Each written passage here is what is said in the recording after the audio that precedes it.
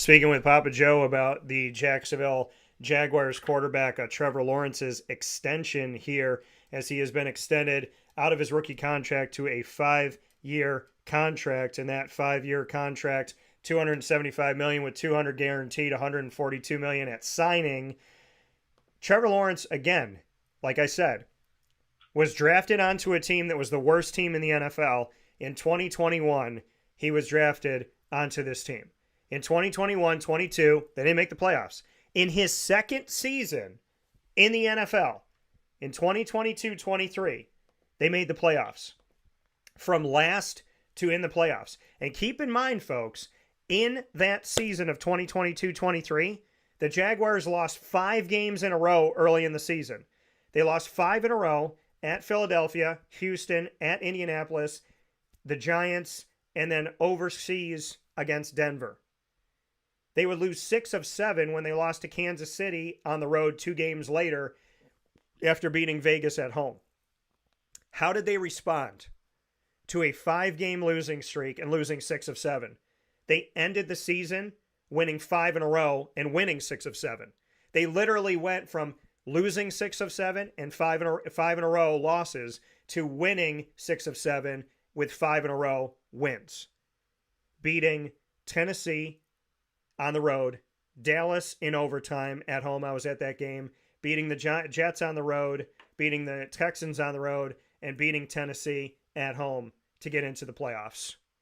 And I believe I was at that game. And I was at the game where they beat Baltimore by 1 point, 28-27.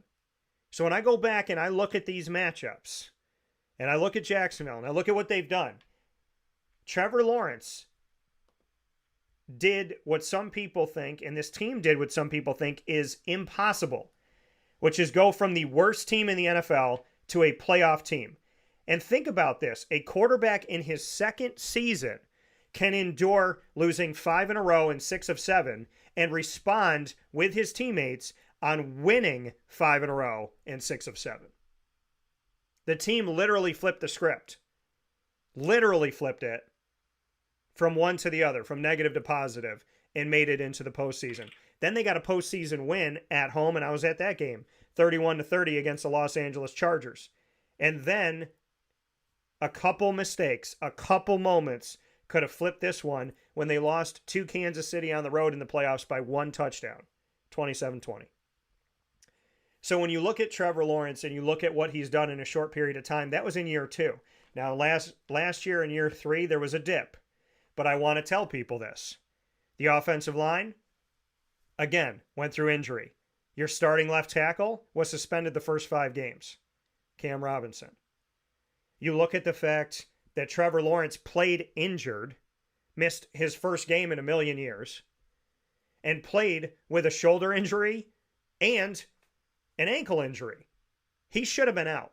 The high ankle sprain, I was thinking was going to keep him out 4 weeks. He continued to play. He played the next week.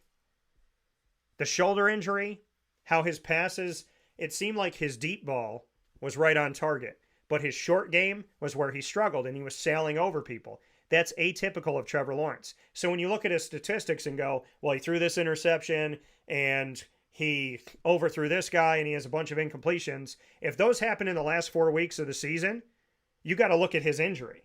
You can't just say, oh, this is Trevor Lawrence playing like crap. This is Trevor Lawrence playing injured. So even some of these statistics don't adequately show because they don't put in parentheses, this happened when he was injured. This happened when he probably should have been sitting out.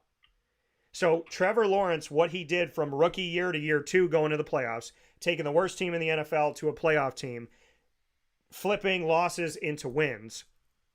And amidst all of that, the next season playing injured because he wanted to be out there, because he wanted to be a leader, because he didn't want to sit and watch, that says a lot to me. So Jacksonville paying this guy, absolutely. Taking care of it, 100%. I also want to let you know this statistically. Trevor Lawrence is 4th in Jacksonville Jaguars history in passing yards, and he's only 3 years in the NFL. Mark Brunell leads with 25,698. Blake Bortles and Mark Brunell was with the Jaguars from 95 to 03. Blake Bortles is second all-time, 2014 to 2018 with 17,646 yards. David Garrard is third from 2002 to 2010 with 16,003 yards.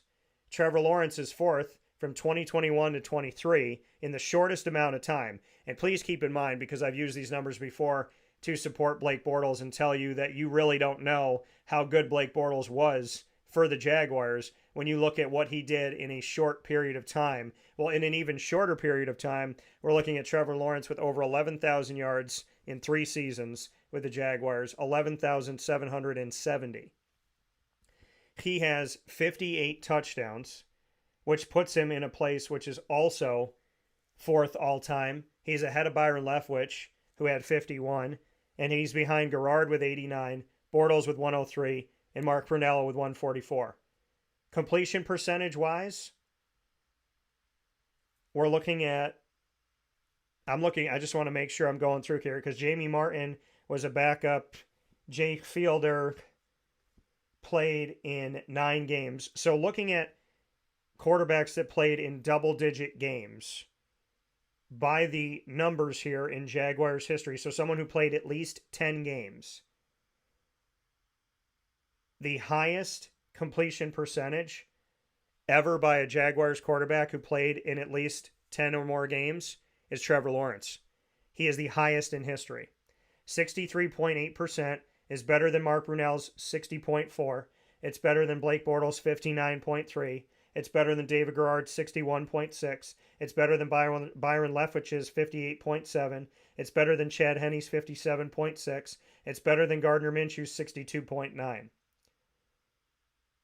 Trevor Lawrence has the best completion percentage in Jacksonville Jaguars history.